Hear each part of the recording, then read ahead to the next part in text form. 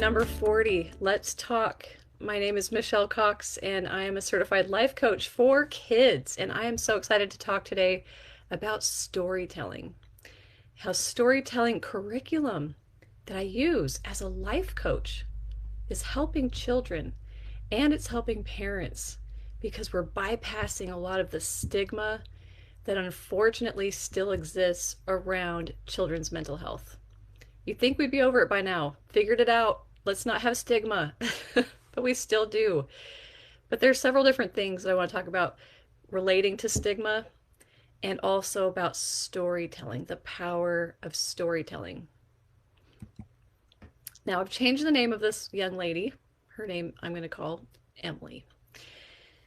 This was my very first client as a life coach. I was really excited to share this curriculum that I use. It's called Adventures in Wisdom, and it's based on stories with characters. And I use puppets and visual aids, and it's so much fun. And these stories tell about children or animal child who have some sort of distress, a challenge of some kind, and then Wyatt the Wise Wizard appears and he teaches them about their brain, their nervous system, their mindset, something that they can utilize as a tool to help them overcome this challenge. And so the child who's listening to this story gets to hear this other child having a problem and someone coming as a mentor teaching them a skill, and then they go off and now they can apply it. And then in the coaching session after I play this story, we can talk about it. And the child is always captivated. They always want to know what's going to happen next, right? and and they can see themselves in the story, and so then they see themselves as the champion as well, the victor. They're overcoming a challenge. So this young lady, I'm calling Emily, she had a severe fear of thunderstorms, so bad that it impacted their whole family, that they couldn't leave the house because she was so afraid of there being a thunderstorm. And what if a thunderstorm bruise comes up when we're out of the house and we're going to get hurt? Something bad is going to happen. And so we got to address that using the story curriculum that I have with Adventures in Wisdom. We were able to address her fear. We were able to talk about how emotions are impermanent. They can change. We can manipulate our experience based on how we think, and we can change how we feel, and we can have courage instead of fear. And it's not like we're doomed to a certain way of feeling or thinking. We actually have a lot more power and control than we realize. And so this amazing young lady, she was 6 when we started, turned 7 shortly after we had gotten started, maybe a month into it. But just a brilliant little mind. And as we talked about her fear and neural pathways that she has in her brain that are about thunderstorms, and we can actually change those neural pathways. We can change the way she thinks about them. And we decided, instead of feeling afraid, what if she felt calm? What if she felt excited?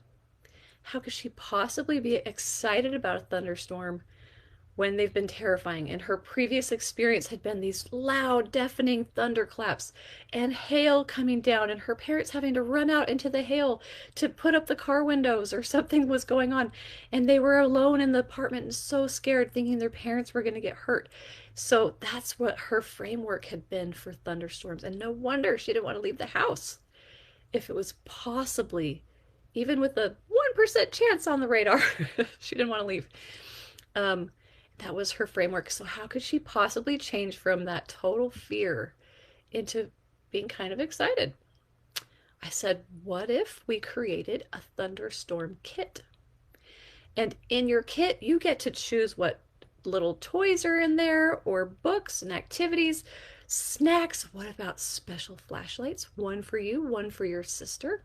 They only come out during thunderstorms. This is a special kit. It's going to stay under your bed or in your closet until it's time for a thunderstorm.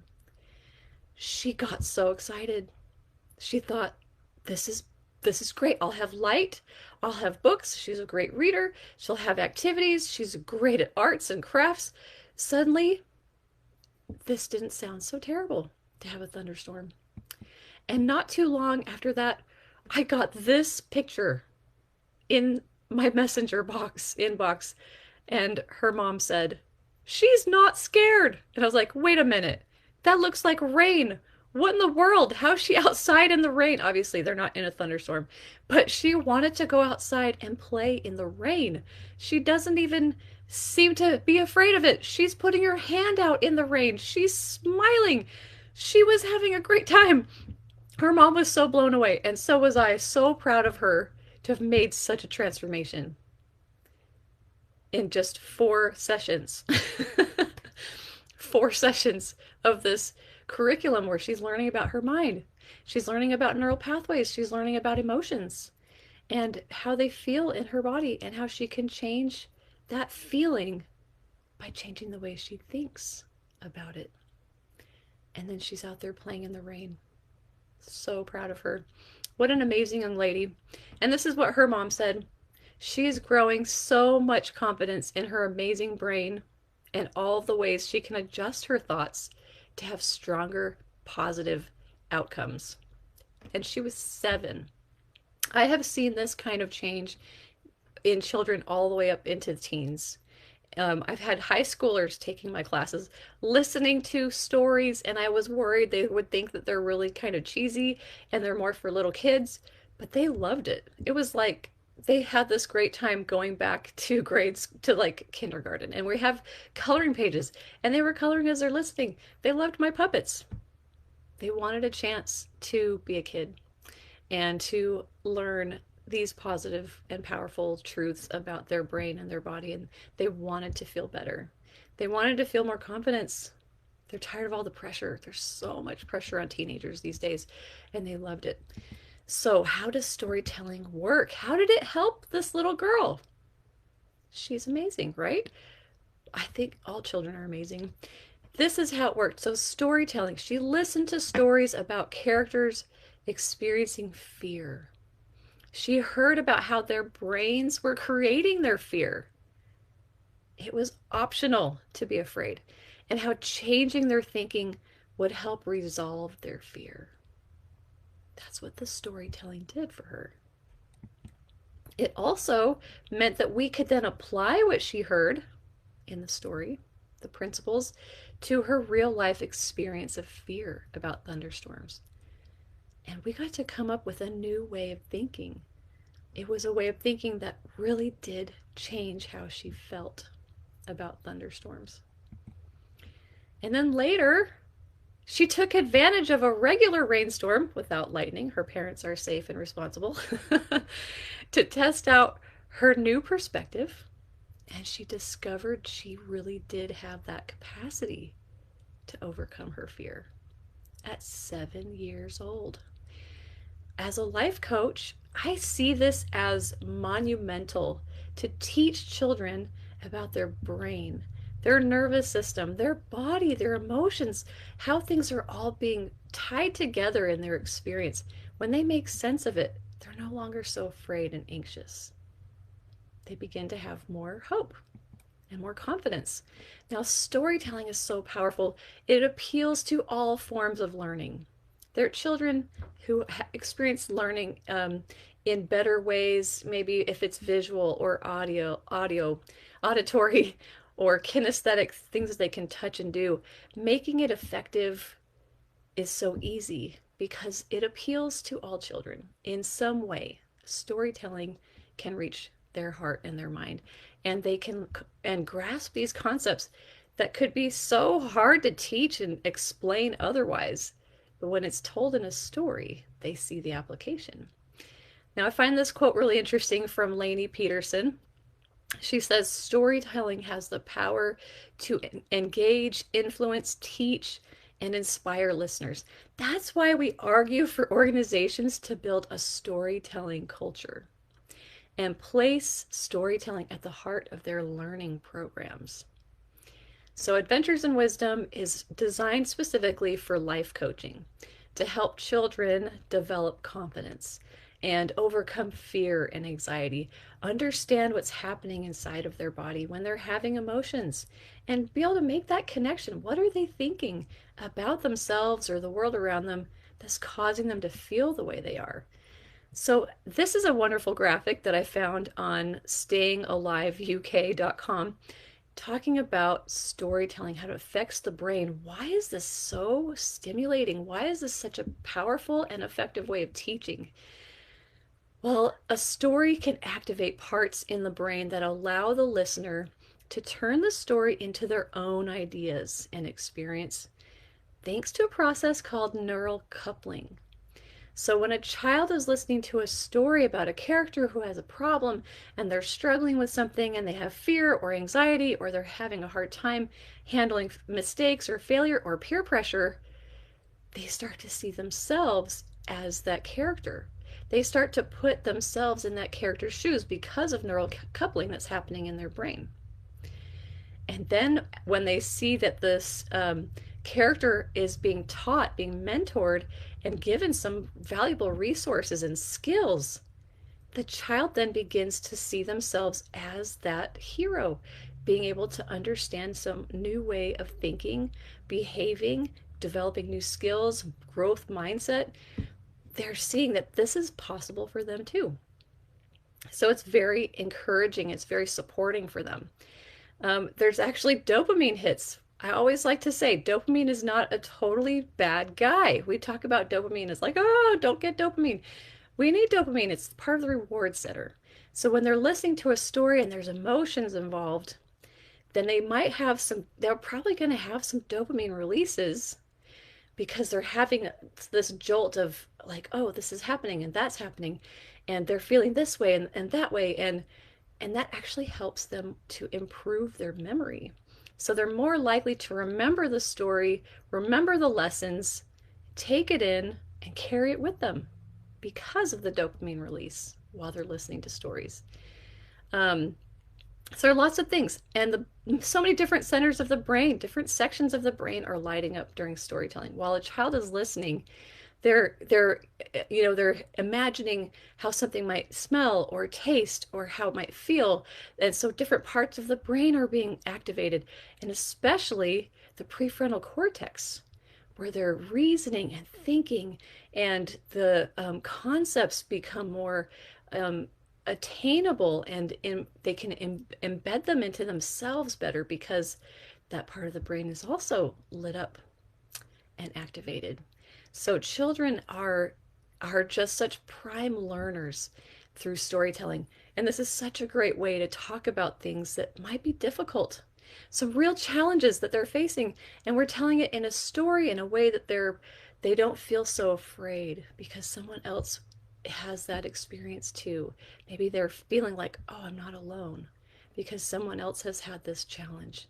And look how they got through it. It's very powerful. So, our brains, we often have thought that our brains just react to things, but actually, our brains are constantly making predictions, guessing what's going to happen next, guessing the result of whatever interaction we're having, guessing what could be the result, what might happen tomorrow if I do this today.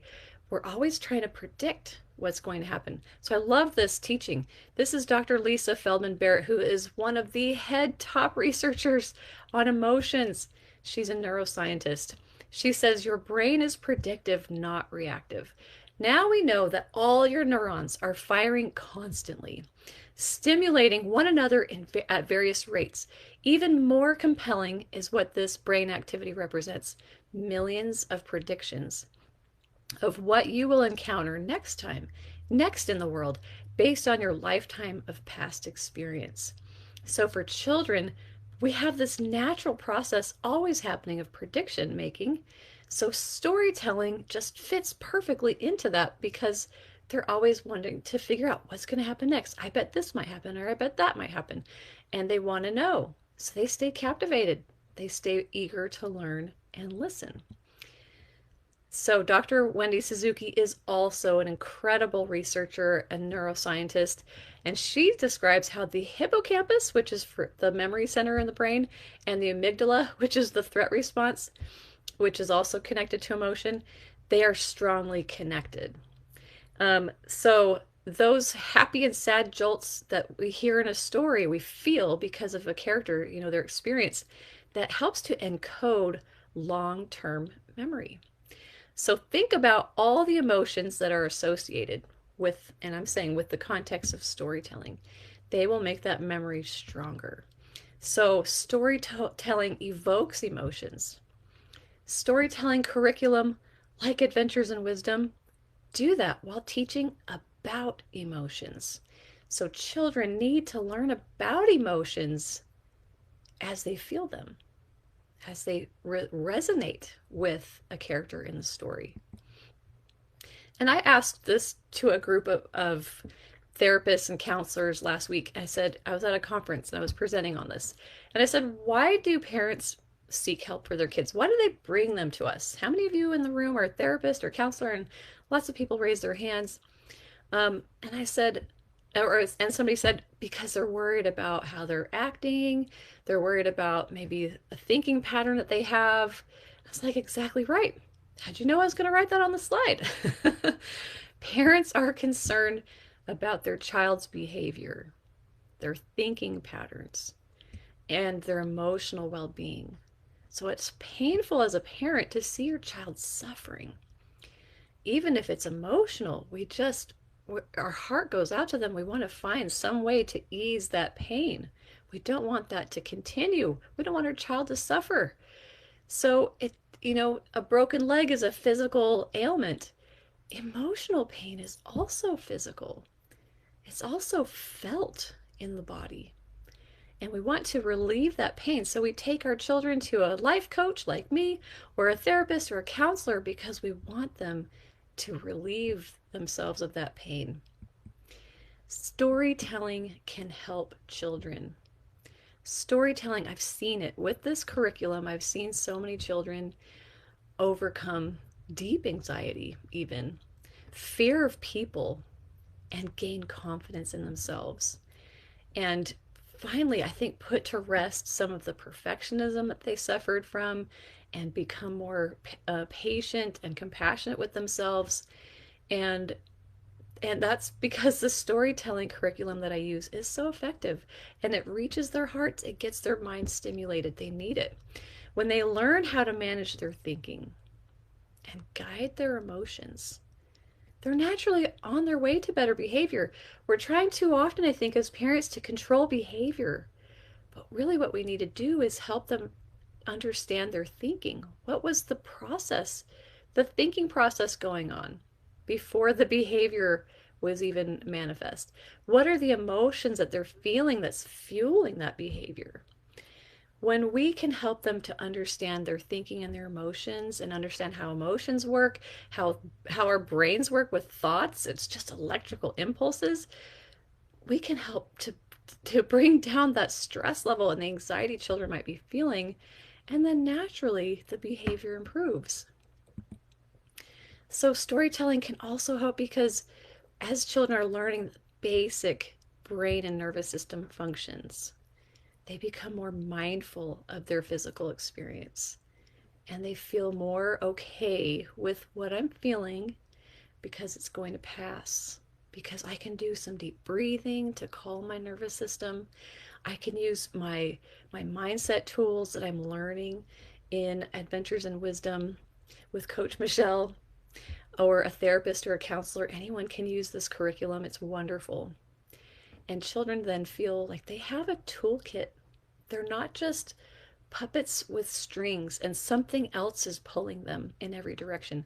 They are the leader of their own life. They get to decide how long they want to stay feeling that way. And when they learn how to regulate their nervous system, they come back into their state of safety. They feel more at peace with themselves, and they can handle the normal ups and downs and all the emotions that we're going to feel. I love to talk about our behavior based as just basically skills. We're just learning skills. And the implementation, after hearing the story and having discussion, just like little Emily at the beginning, where she put that implementation to the test for herself on her own. She wanted to go out in the rain, because now she knew that she could change how she felt about things. She didn't have to be afraid of the rain. And all of that takes practice. We're developing skills. It takes practice. It takes mentorship. And I think a lot of times parents feel overwhelmed. I know as a mom of six how often I have felt overwhelmed with my children and how their behavior is and what they're saying or doing. And it's been so helpful to me when another adult has been a positive mentor for them. It's helped me to feel supported, and then I feel more empowered to be a calmer parent, a more intentional parent, and to learn and figure out better ways to help my child. So everybody wins, right? This is such a fun story. This is my son Henry. I learned how to do the computer unlock.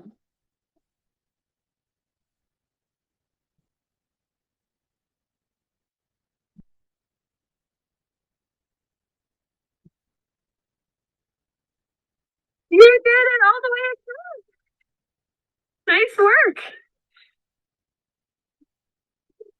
Now back. Hey, come on back.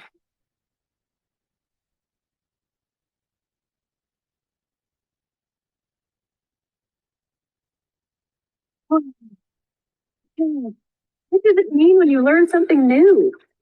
Um, keep trying it and you'll get better. That's great. Why is it that you get better at something the more you do it? Because the neural pathway gets stronger. Yeah. Do you have a neural pathway now for swimming? Yes. And what's going to happen when you keep practicing? Do it more. Yeah. Do it even more? Now time to see the next video. Okay, good job, Henry. I'm swimming. It's so fun because that was such a special day. My son had attended my mindset summer camp here in Nacogdoches, Texas, and he was only 6. And I think I had set the minimum age for 7, just kind of testing it out. This was my first summer doing summer camps. But I brought him along with me anyway, and he loved it. He loved the stories, he loved the activities, and all the games and all the fun things that we did to support what they were learning through the stories. And then we went swimming, I think the following week at a friend's pool. And and it was so fun. I was teaching him how to swim underwater. So that's what you were hearing.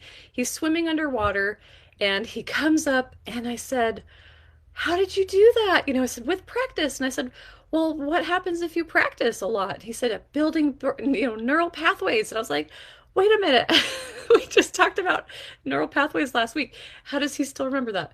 Because the stories are powerful. Stories are so powerful, and he remembered that, and he was talking about his neural pathways when he's 6. So, this is such a fun example. Children can grasp really complex concepts when it's put to a story. And something I want to destigmatize, parents, please, is looking at our child's behavior as bad. Misbehavior, that they're doing the wrong thing. There are lots of things we don't want our kids doing because it's impractical for us. It's going to put us out of our comfort zone. We're going to have to do some extra work to clean it up or to handle it, um, or to address the problem.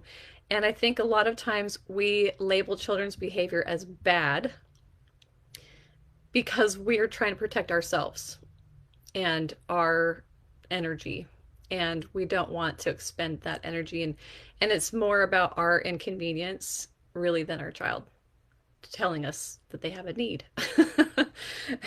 They're just being a child. So this is Dr. Becky Kennedy of Good Inside. I love her work. She's a wonderful therapist, and she says children are born with all of the emotions and none of the skills to manage their emotions. Isn't that true? Right? Because this part of the brain where thinking happens is literally underdeveloped in little children. They have all the emotions because that's all in the survival centers. And so they have all the emotions and none of the skills. So, learning, Dr. Becky says, how to regulate feelings in childhood is what allows our kids to cope with anything life throws their way in adulthood. And even, I would say, adding on, even throughout what she's, implying, throughout their childhood, their teen years are going to be hard. There's going to have all kinds of things. But if they're learning as children, especially young children, how to regulate their feelings, develop those skills, They weren't born with yet. They weren't born with them. They have to learn them. And that's what we can do as parents, as a life coach. It's what I love to do is help children learn those skills. They can have that as a tool for the rest of their lives. And I compare this all the time. A car, your brain. You can fix it if you know how it works. I have car problems in one of my cars today. My son, my teenage son, young adult son, drives one of our cars, and the clutch is having problems. I'm like, ugh, if I knew how to fix the clutch, I could do it. If I knew how it worked, if I knew how that clutch worked, I could fix it. But I have no idea. So it's at the mechanic shop. But our children, when they learn how their brain works, how their emotions come about, how their thinking impacts how they feel, they can learn how to fix it. They can learn how to fix the painful, uncomfortable emotion of anxiety or anger or distress or hopelessness. They can learn how to fix it and work with it. Not to just squash it and ignore it, but to resolve it. These are um, some of the responses I got from these amazing teenagers. I just love these kids. I love working with teens. I I'm on my fourth teenage boy and I just love teenagers. I work with teens at church. I do a lot of community work and my coaching. I love to work with teens. And so I'm so happy to share some of the feedback I got from some of the teens that attended some of my workshops. One of them said the most helpful thing I learned was the importance of trusting in yourself and utilizing your ability to think. Her ability to think. She realized this is a skill. How I think is a skill. We talked about limiting beliefs and supporting beliefs and how to flip them and how to, manage that and feel better and have confidence based on how you talk to yourself. She loved that. And a young man said, I learned how to regulate my feelings. That was really helpful. Another young man said, I learned all sorts of strategies to not keep beating myself up after a setback, rejection, or failure, and to be able to move on with life. And actually, the full quote from him, because I was asking for their feedback, his full feedback statement was that he had gotten so many rejections from colleges when he was applying for school, that he just really had a hard time. And he said, I wish I would have known this sooner so I wouldn't have beat myself up so much. So he could see how he was harming himself by not really understanding his emotions and his thoughts and how he could actually guide them. And last of all, this young lady said, every kid is good inside. So that's what she took away from the class that I did. It was a 3-day teen confidence building workshop. And I'll be offering more this summer, so stay tuned. I'll tell you the dates pretty soon. And then here are some of my summer camp responses. My daughter loved it, said one mom. She really enjoyed how you taught the subjects in a way that was relatable to her age and participating in fun activities to grasp the concepts. Another mom said they enjoyed it a lot. She had two daughters, one in the younger group and one in the older group. She said they would even come home and tell me about the stories. See, they remember the stories and lessons learned. Since I had two kids take your camps, it was amazing to hear them discuss their own ideas and feelings together about your lessons. They both had different takeaways, so that was really fun for their family to compare notes and see what they got out of it. And this last one I'm sharing is so sweet. I love this story. The mom said, yes, it was a valuable experience. She came home each day with more confidence, affirmation in herself as a person. This was a 7-year-old girl. Her anxiety has gone down a considerable amount. When she spilled milk the other day, she cleaned it up and calmly said, that's okay, accidents happen, instead of being upset about not being perfect. This was huge for our house, as we don't expect perfection. So this was a young girl who used to be very hard on herself if she made a mistake. She hadn't been able to make peace, I guess, with making mistakes. And that's one of the modules that I teach. There's a class, a lesson module on overcoming mistakes. And we have a whole little memory jingle that we do to help them remember kind of the steps of working through a mistake. And it worked. She remembered. She was patient with herself. So this is part of the destigmatizing that I'm just determined to do in the world. There's so much stigma out there. Destigmatize the painful emotions that kids feel. They don't want to feel that way. And a lot of times they feel scared. When they have strong emotions, their body is changing how it's functioning. They might have strong, tense muscles, or they just feel heavy and deflated. Or they might be uncomfortable with how fast their heart is beating and their lungs are pumping, so, in and out so fast. And maybe they're having trouble with their stomach, with digestion. Their stomach's hurting a lot because of the emotional experience that they're having. It can affect their digestion. They could have stomach aches, they could be vomiting, they could have um, constipation, they could have lots of disruption. And so, as children learn how to notice their feelings and say, these feelings are okay. This is a result of me thinking this way about the situation. That's where that comes from. They're no longer afraid of the emotion. We're destigmatizing feeling fear or anxiety. It's not the end of the world to feel anxiety. Feeling anxiety doesn't mean you have a disorder. Everybody feels anxious. Everybody feels anxiety at times, and it's helpful for children to understand that about emotions. We're our bodies are designed to feel all of them, and they're just telling us something. They're like an indicator light. They're just helping us to notice what we're thinking about something, how our body and our nervous system are reacting to something. And then we can decide, do we want to stay there? And with Emily, in her case, the storytelling, she learned that fear is normal. Sure, but it's also something she can control. She doesn't have to be afraid of being fearful, but she can decide, do I want to stay there? I don't have to.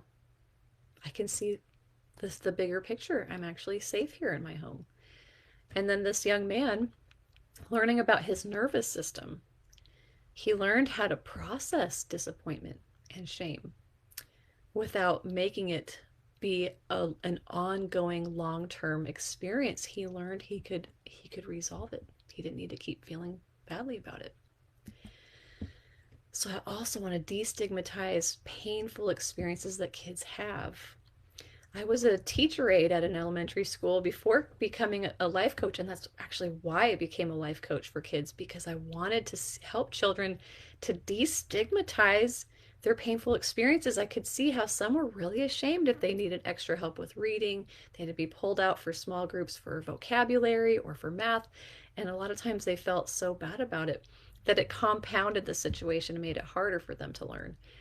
And so if they can understand how to manage themselves, learning is a process of developing neural pathways and developing skills. If children understand that, they don't have to be so ashamed or afraid of needing a little extra help at school. A learning disability, it doesn't have to be something that they internalize as a shameful thing. Or if they're having emotional challenges, behavioral struggles, mental health difficulties, they're experiencing limiting beliefs, all of these things, these are normal experiences that children have, but they can be very painful depending on how they are thinking about their situation and how they're observing themselves in the world. The great thing is, in a story, children can find encouragement and hope through the victories of the story characters. Because of that neural coupling, they can see themselves as the one who's winning at the end, and relate to that person and feel that encouragement and that hope.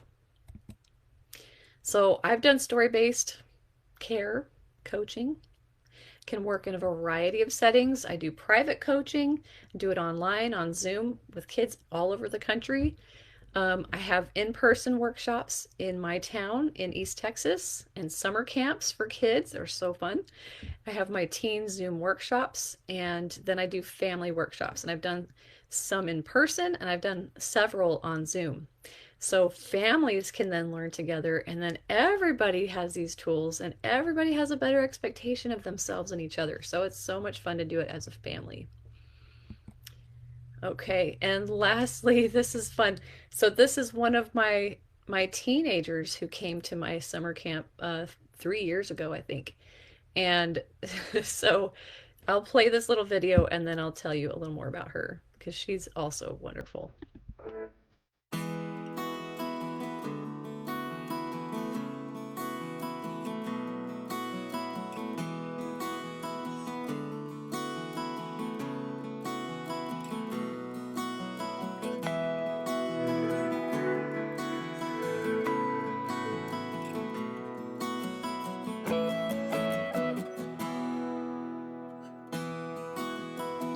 Just this cute little reel. So she came to my camp. She was 14 at the time and so afraid of people that she was, her hair was half hiding her face. She was kind of behind her mom when I was trying to greet her and welcome her into the camp. Every day that week, she heard a story about characters who had some sort of challenge, right? And she learned about her brain. She learned about her nervous system. She learned about how to manage her thinking, and that would change how she feels. She realized she didn't have to be afraid of people. She realized she could find safety in the world around her. As the other kids in the class were embracing her and inviting her to sit with them, and she became more comfortable and she was sharing and participating and realizing how much better it felt to believe in herself and to have a more accurate perspective about people around her and have a better way of gauging whether someone is dangerous or safe to be around, she developed so much more confidence and so much more resilience. And her mom emailed me a couple months later and said, "You would not believe this. She's in a play." I was like, "What? Wait, what?" She's on a stage. And her mom said she loves it. And she's having the best time. And now she's going to try out for a choir. And I was like, "What?" I mean, she couldn't even look at me the first time I met her. That was just a couple months ago. And then she volunteered to be an assistant in a bookshop, and she later was able to apply for a job as a waitress and start working. And so, as time's going by, I'm just so impressed to see her just blossoming into this beautiful and remarkable young woman. And now she's 17 and just feels so confident and has big dreams and ideas, and she's going after them.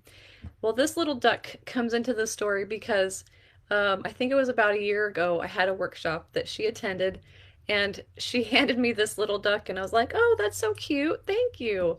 And I said, "What is this about?" And she said, "Well, I give it to people so I can walk up to them and start a conversation." I was like, you what?" Like, walk up to strangers and hand them a duck and start a conversation? I was like, "That's fantastic. How many have you done? How many times have you done this?" She's like, "Well, I ordered 100 off Amazon and I have 3 left." So my little duck is on my shelf and it's a treasure because I'm just so proud of her for internalizing what she had learned in the camp that one week and how that helped her to open up her whole life to try new things and having new experiences. So, lastly, I want to share this workbook that I have created, and it's now on Amazon for sale. I'll put the link in the comments. But this workbook is kind of along the same line. This is my own design, my own creation, but it's also kind of story based where we're taking the experiences of our lives and looking at it more objectively like a story. What's happening first and what happens next and what could happen next? Because of that prediction part of our brain, we're just naturally drawn to figuring out what could happen next. And so this workbook is designed for teens and adults to help them understand the basics of their brain and nervous system, which I will swear by everybody needs to know. And so then you can learn how to use the thought cycle diagram and put the pieces of your story out on display for you to understand and look at and see how it's connected and how your thinking creates your feelings, which then creates how fuels your action, and then you have a result. And what's happening? Do you like that result? Do you like having stress and anxiety? Do you like having conflict or contention in relationships? Probably not. So how are we going to change your story? The workbook helps to guide you through that, how to regulate yourself so that your prefrontal cortex can be back turned on and available to you to make better choices and to be reasoning and to use your agency to make good choices and to determine, how is this going to end now? What's my new story going to be? You can write that in the result, in that result box. And then you decide, well, if that's going to be my result, what do my actions need to be? How do I need to behave? If I want things to be better in a relationship, how do I need to treat that person? How do I need to show up? Okay. Well, if it's going to be authentic, what emotion do I need to have fueling my body, coursing through? The whole system is impacted, right? So, what emotion do I need to help me to authentically behave that way and then have that result that I am really desiring? Okay, determine that. And then the big prize is figuring out, what is your new thought? What is the new thought that you need to have? You're going to write that at the top because you erase everything except for what's in the cloud. The circumstance doesn't have to change. So, this process of creating a story, understanding your narrative, is really powerful. So, that workbook is available on Amazon, and anyone who wants to have additional help with it, they can schedule an appointment with me and we work on it together, and it's so much fun. Okay, so thank you for listening today. My name is Michelle Cox, and I am joyfully empowering children one story at a time. And so, if you'd like to learn more, please join me in this quest to help children bypassing the stigmas, helping them to feel confident, helping parents to have better expectations of their children. And you can do all of that by going to michellecoxmindset.com. That's my website. And at the very top, it'll say free discovery call, learn more. Click on that learn more, and it'll take you to the scheduling page. And you go to just down a little bit to discovery call, click on book now, and it's free. 30 minutes. We get to talk on Zoom about how storytelling through the Adventures in Wisdom curriculum that I swear by, that I'm having amazing, wonderful time with, can help your child and help your family. So please do reach out. I'd love to hear from you and ask any questions you might have. And that time is yours. So I can answer any questions that you have and really tailor it to you, what you need. So here's a quick little flash on the screen of what this curriculum looks like. There are 27 modules. They go through the Mind Power series, which is understand the power of your mind and why you achieve what you believe. The Inner Power segment has 5 or 6 modules. It's called Inner Power: How to Think for Yourself, Make Good Decisions, and Stand Up to Peer Pressure. The Me Power segment has 5 stories, 5 modules, and that one is about how to develop soaring self-esteem and powerful self-confidence. And I love all of these. They're all so fun. And then the next segment is called Dream Power: Create Your Vision, Achieve Your Goals, and Manifest Your Dreams. And so there are 6 modules in there, and that's about affirmations and visualization and the law of attraction and creating your vision of who you want to be and what your goals are. And the very last one is called Slaying Dragons, and this is a powerful one. You learn to bust through fear, mistakes, failure, and change. Things that can normally cause children to want to hide, to run away, to give up. Well, they're going to learn how to face their challenges with confidence and resilience. So, thanks again for joining me, and I'll see you again next week.